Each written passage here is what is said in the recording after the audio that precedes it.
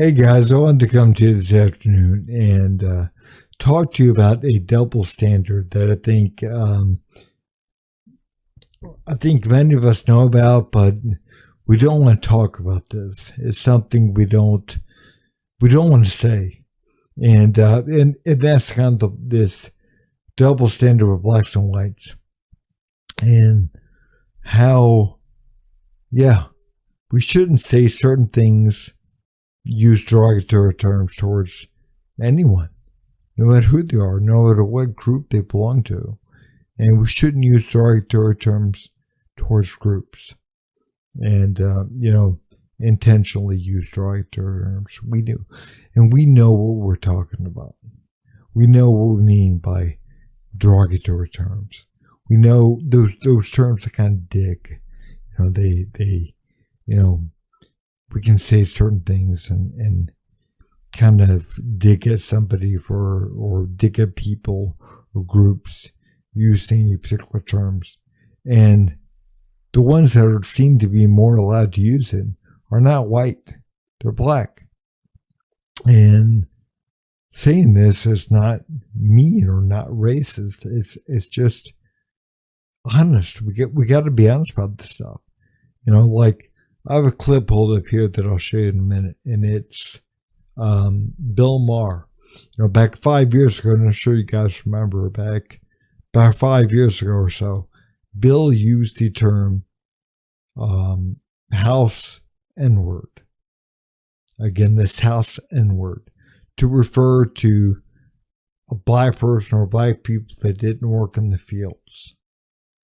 And he was talking with I forgot the specifics, but he was making a joke, and probably in poor taste, but he was making a joke about this in a conversation with Ben Sash, a Republican, I think, out of Nebraska. I could be wrong, so don't quote me on that. But anyways, yeah. So he made the joke, and I agree, the joke was probably in poor taste, but shortly afterwards, he had Michael Larry Dyson on the show when they were talking about, he was trying to kind of smooth things over for Bill. And no way. They're friends, I get it. But also the reason why they're on right now is because he's kind of seen as a black leader and, but anyways, he's kind of schooling Bill on what you should say, what you shouldn't say.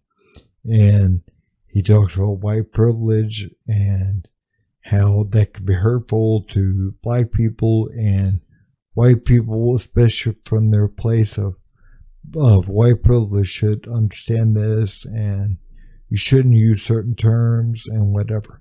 And the funny thing is during the conversation, he refers to a email or text from his son, who he calls an expert or an authority on race relations or whatever. And he, in reading that, his son, and therefore him, uses the term white boys to refer to adult white males. And it's like, but you're on the show, and not once but twice he says this. You're on the show like trying to make race relations better in a way.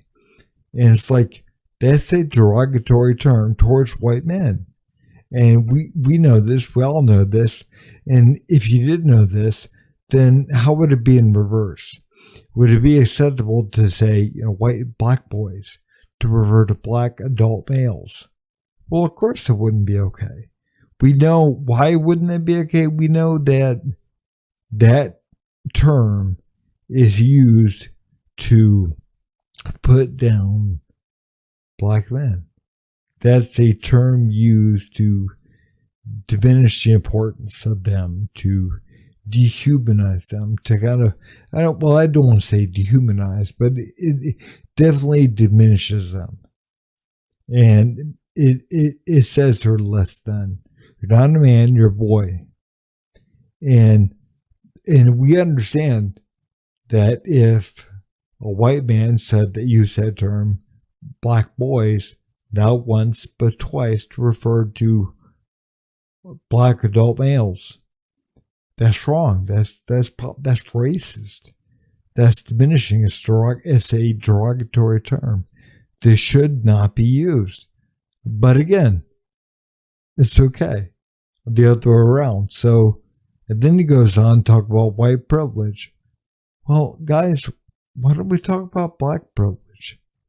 Like, as a middle-aged white man, I know that, yeah, I shouldn't use the term, and I don't, black boys to refer to black men.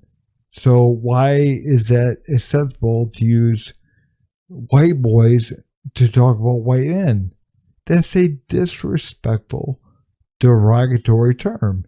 And if you don't understand this, you need to number one, educate yourself, or you do know this, and you're saying this as a way to kind of, poke, dig a little bit, you're allowed to say this, So we need to hold ourselves to the same standards that we want to hold others to.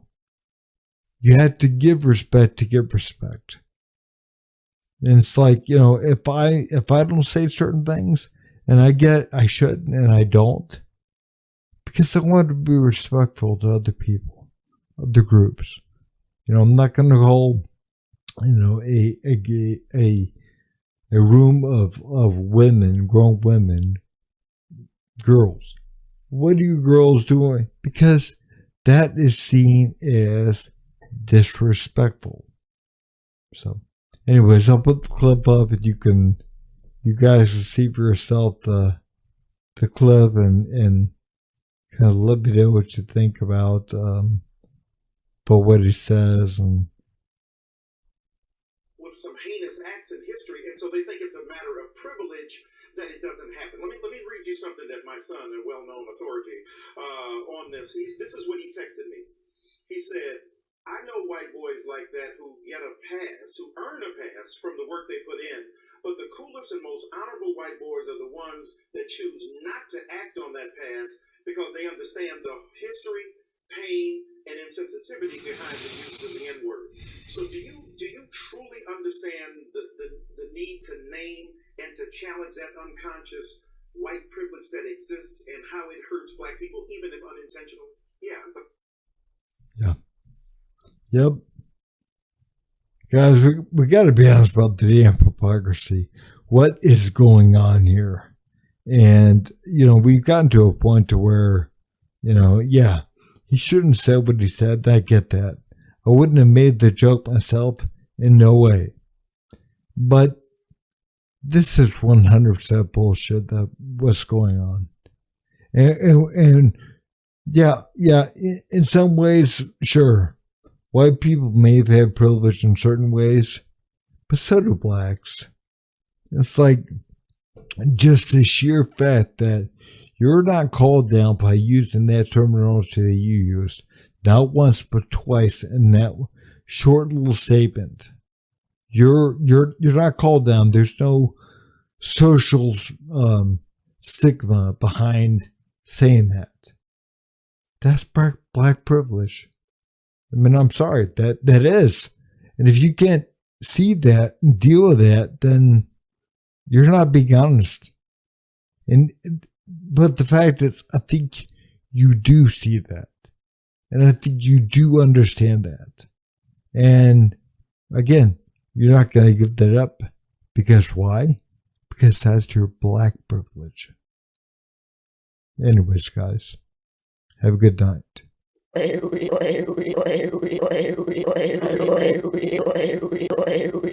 You son of a